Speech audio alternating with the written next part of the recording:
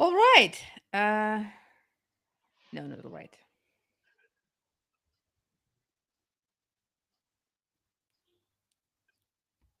Okay, we're live now. I'm pretty excited about this conversation. And today I'm with Roshan Chander, and he is, hold on a second, and he helps founders and executives cut the mental loops and slow decisions, drain time, and weaken authority. His work comes from years leading companies where performance looked strong, but decision patterns told another story. And today he teaches leaders how to see those patterns early and cut them because before they cause more. So I'm very excited about having this conversation with you, Roshan. And please just tell us about yourself and what you do, and then I'll ask you a few questions about how you do that. Perfect. So, first of all, I just wanted to say thank you for inviting me here on this live, Daria. We've had a couple one on one conversations and we always have this good energy between each other. So, I'm hoping that we can bring this here. And it's a little bit interesting because this live, I could feel it just before we were going on. This live is just really me and you talking.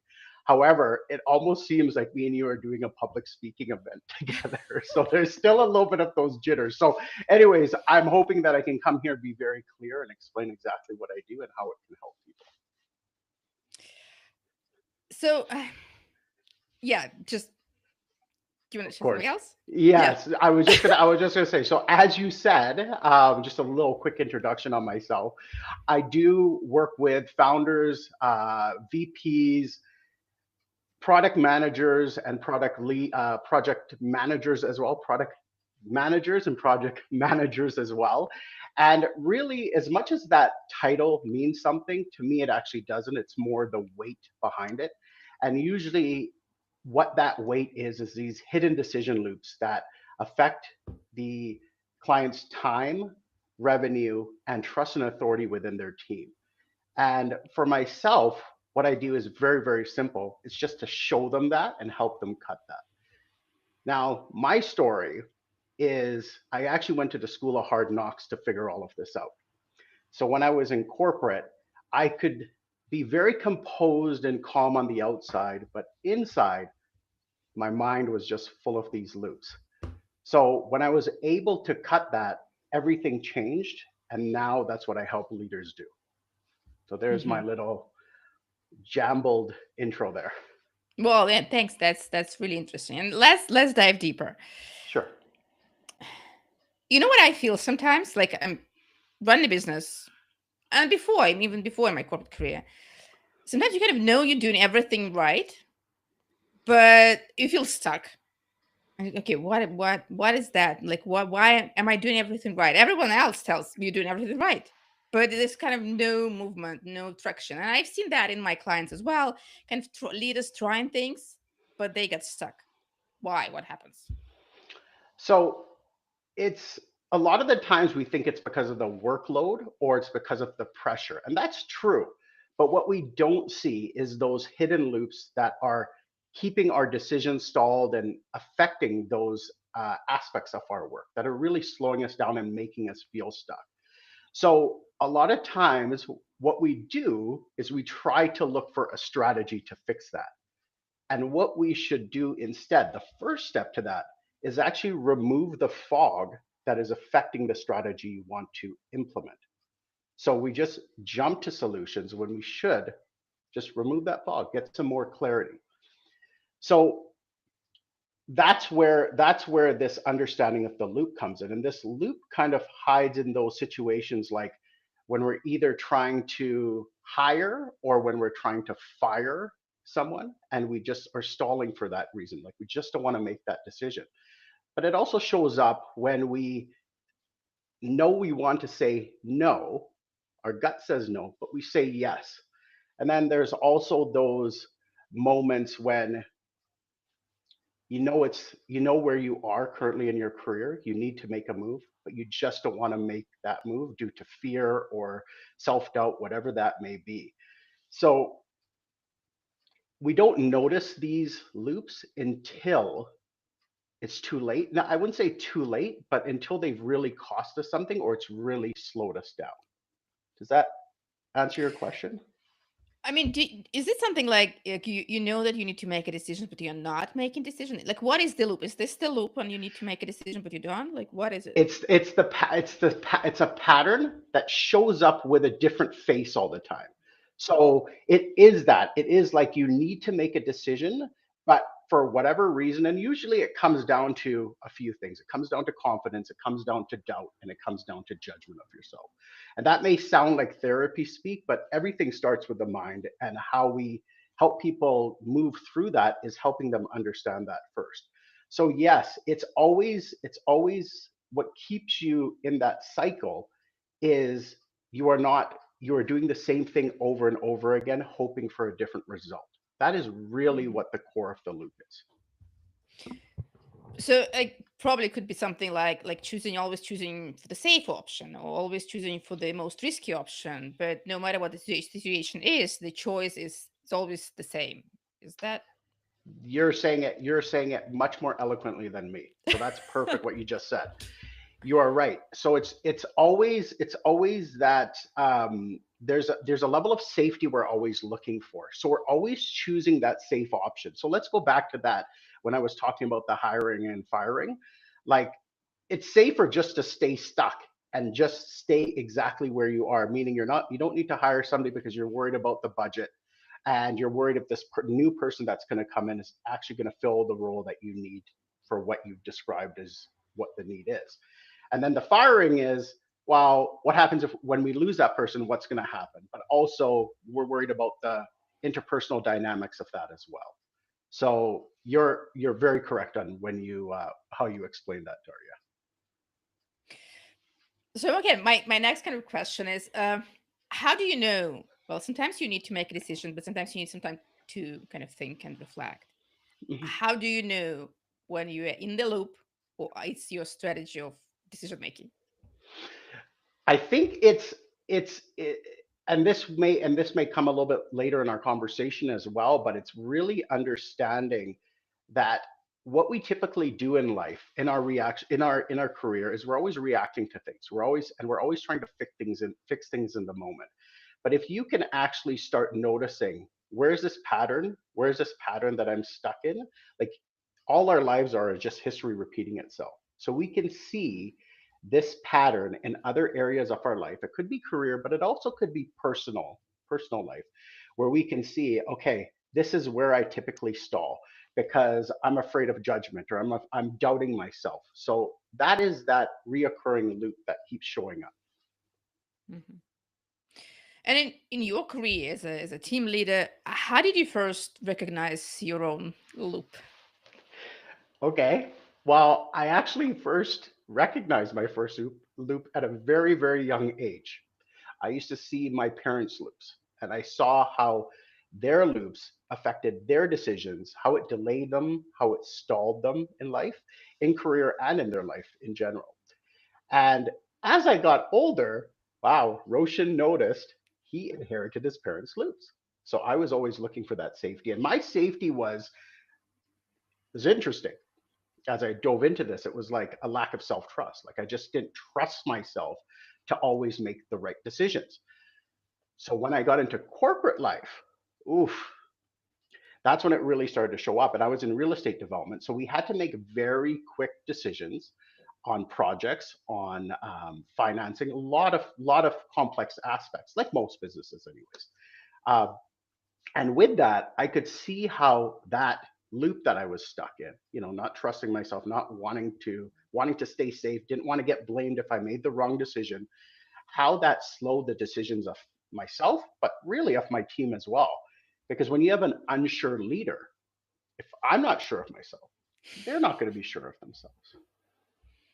So when I was able to finally cut that loop and really, I don't want to sound philosophical and say I started trusting myself, but I had to really understand what the root of that was, and being able to see how that wasn't helping me in my career and I needed to make those quicker decisions. Everything changed. Everything changed. And I could see the difference of how quick that, sorry, I could see how quick that difference of cutting that loop. changed the team and how they made decisions themselves. Because Roshan wasn't always trying to weigh out 50 million different things and saying, we'll make a decision tomorrow.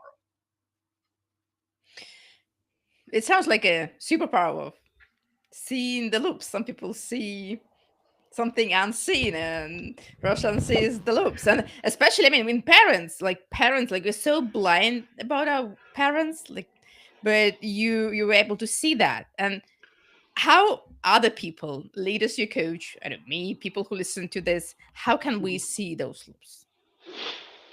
Well, I think the first thing, like as far as like just a shift that can help, I think it goes back to that first part, Daria, where it's like you're able to, if you can stop reacting all the time, because life is just a bunch of reactions, and it shouldn't be. It should be a bunch of responses. We should be responding a bit more, taking the time to really understand those patterns. So this is my advice would be stop stop trying to fix things in the moment and just take a step back and go, okay, is this like if something feels really stuck, have I felt this before or have I been stuck in this before in this kind of muck? We'll call it muck for right now. Have I been stuck in this muck, this loop? And if so, that's the loop. That's where you're at. And I like to say cutting it's a whole there's a little bit of a process to it, there's a framework to it, but I'm not trying to sell the answer that awareness is everything. Awareness is not everything. Awareness is just the first step. So we sometimes want so many the whole framework we want to just jump ahead. I would say the first thing is just start being aware, but knowing that awareness is just the first step and it is not the answer. The answer is the action, which is the cut. Did I answer that question? Yeah. I want a magic Yeah. pill. Do you have a magic pill? But one thing that I do with um, executives and founders when they first come to me is I look for the pattern underneath the words. So that's the key is that we're speaking right now, but there's loops occurring right now itself, right? So we have to be really understanding of what that pattern is. And that's where my superpower is understanding what is being said. No, sorry, what is being not said. And because there's a split between what people say and what people do. Hopefully, I'm getting you in the camera. Yes, I have what people say and what people do. And that is where the loop hides, Daria. It's sneaky. It's sneaky. So it hides right there. And what I take them through is just an audit to start with. And that audit outlays, I ask a series of questions that brings everything to the surface and pulls out those loops. And with that, you're able to see on paper what exactly is happening. And that's the first step. I think you have to audit.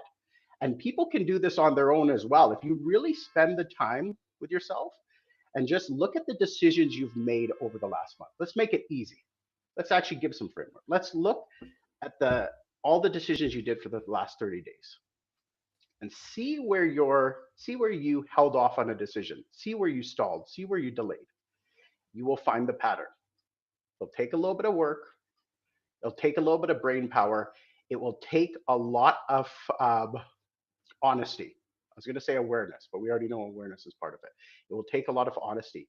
And once you can audit your decisions, you can find those loops. Breaking it, that's the next step, but at least you'll have everything on paper where you can see what's exactly going on. Okay, let's say I'm gonna do this exercise. I mean, after our call during weekends. So what I do, Okay. uh, I write all the decisions I made or needed to make, or maybe didn't make, but needed to. And All yeah, of the above of what you just said. So the process with me is that I would go through all those questions. Like I would go through all those questions. When you're doing it with yourself, you can leave no rock unturned. So it's the decisions that you made, the decisions that you didn't make, the decisions that you didn't even want to make, that you didn't even want to bring into into your mind. They're like at the back, they're hiding. They're hiding. It's like, ooh, like, a lot of this does stem to sometimes our personal life as well, because it's a ripple effect. And I think you would agree, or actually, I can't say that. Would you agree that there is a ripple effect between our career choices and our personal choices, Sure. right? So we have to look at all of our decisions, not just the business decisions, not just our career decisions, but also our personal decisions. And when we can map that all out, you will see, you will be able to connect the dots, and you'll be able to say, look at them and say, hmm, I'm trying to be safe here, and this is why I'm trying to be safe in whatever list. You'll be able to clump your decisions together. So that's exactly what you would do. Write down all of your decisions that you have made, haven't made, the ones that you don't want to look at, and then put them into groups, and then be able to identify why you haven't been able to make, sorry, look at the decisions, all of the decisions, why you made them, write down why you made them. The decisions that you didn't make, why you didn't make them. The decisions that are hiding, why are they hiding? Right. So this is a process that would bring a lot of those loops forefront, and then you can decide what to do with them from there. But again, the disclaimer or the caveat in this is action is the solution, awareness is not the solution. Cool. I mean, I like the exercise. I'm gonna do that. I'll let you know how it goes. Beautiful. I can't wait to hear. But there's another question to that. So this is the thing, Please. we're talking about decisions, well, Right. things that we kind of consciously think about. Okay, should I go here or should I go there? Hmm. What about things we don't consciously make decisions, like something that happens automatically because we Hmm. used to do that? How do you Right. like? What do you do with that? So you're what you're talking about is funny because I've been using this word a lot, and it can be construed into different ways. But you're talking about autopilot, right? Like Hmm. when you're just making decisions. You know, this is a very interesting question, and I appreciate you bringing it up because there's certain things that we do to protect ourselves, and there's certain decisions that we do in our career. Let's talk about career specifically that we do to protect ourselves. Um, one decision could be like, even though you're in a leadership position, you're always trying to get buy-in from people. That's your pattern. That's the same thing. That's the autopilot, right? And that's you trying to be safe and not fully trusting yourself to make those decisions.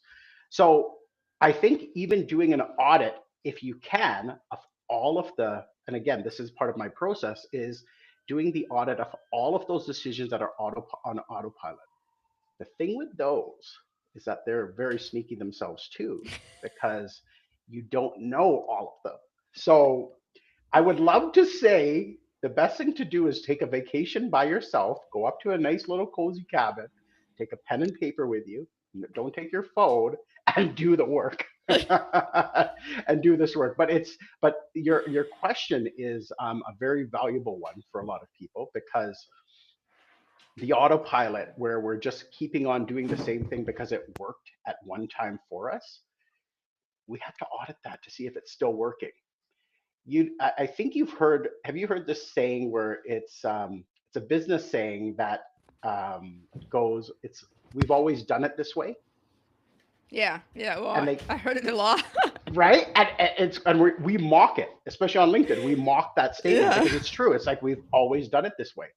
That's the energy you want to bring to this exercise as well. Is um, if I've always done it this way, it may not be working anymore, right? There's certain things that decisions that you made when you were younger, Daria, that don't work anymore, and you've cut that loop. You've chosen something different.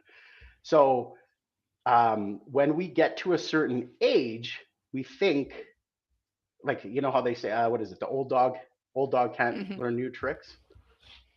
We can't fall into that. We always have to be auditing. We always have to audit our decision process, or else we're going to be stuck. At some point, we're going to get stuck. It's funny because I mean, in business, you do audits, you do inventory, but with our personal lives, we don't do that.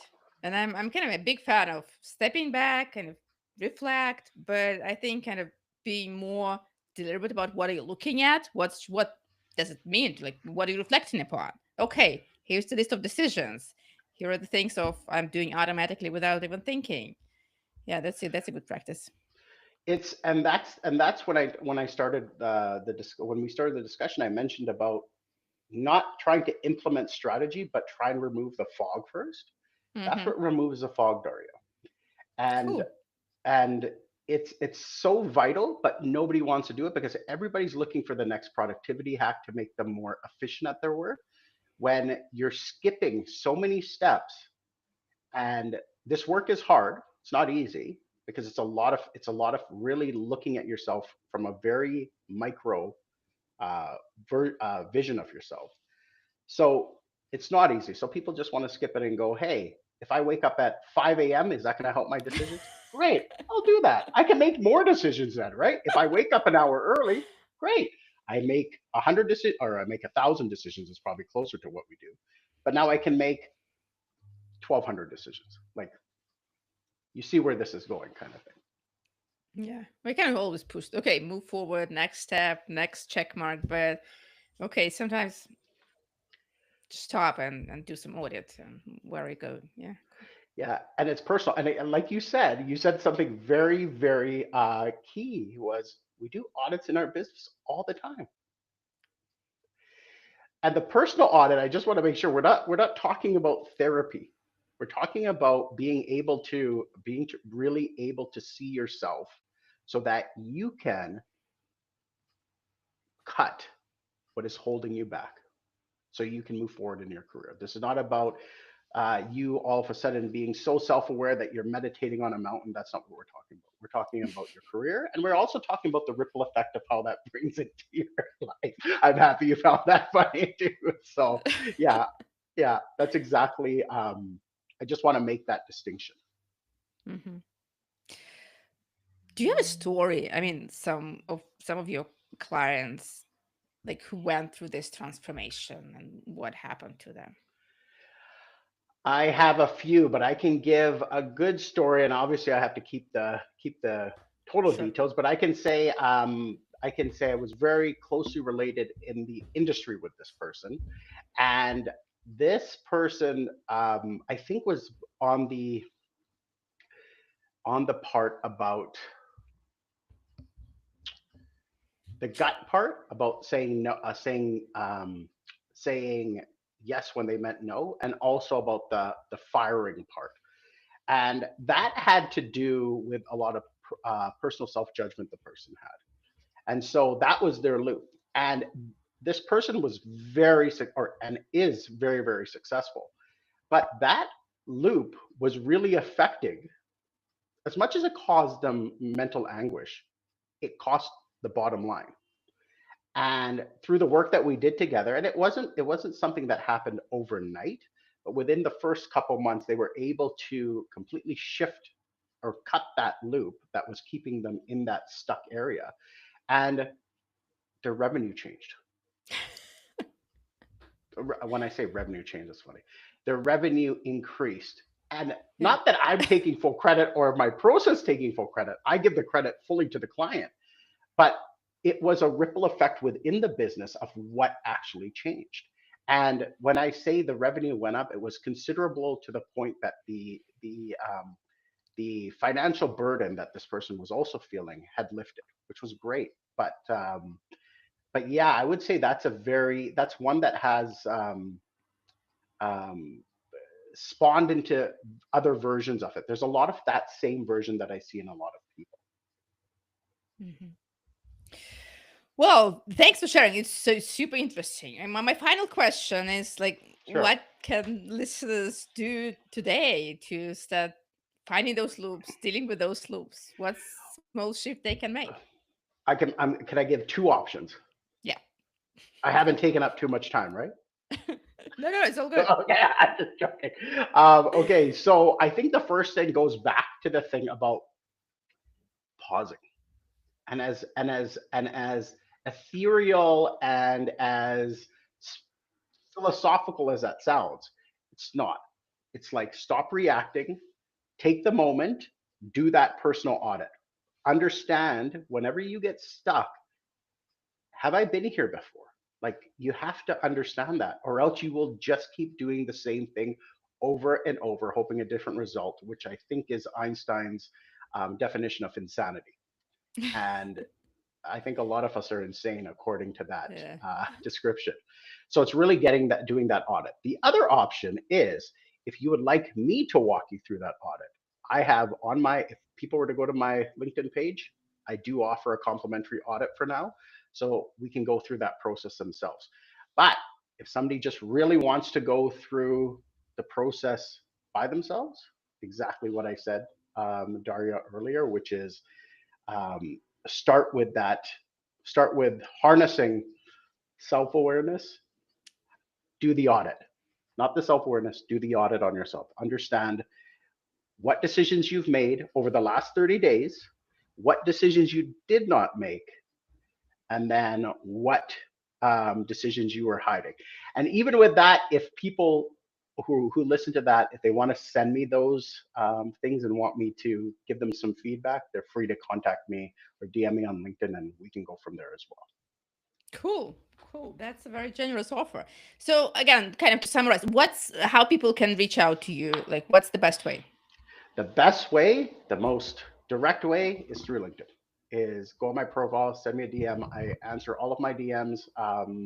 So yeah, that's probably the best way. And if you just want to jump to the audit, I have a link in my profile in my featured section, and you can just go through my landing page right through there, and we can meet up there. Cool, cool. Well, thank you so much, Roshan. It's so interesting to learn about those loops and how to make better decisions. I've learned a lot. I'm sure our listeners as well. So Thank you. thank you so much. I appreciate this. Again, appreciate you giving me the time to come on with you, and always enjoy our conversations and hope to have more, Daria. Cool. Okay. Bye bye.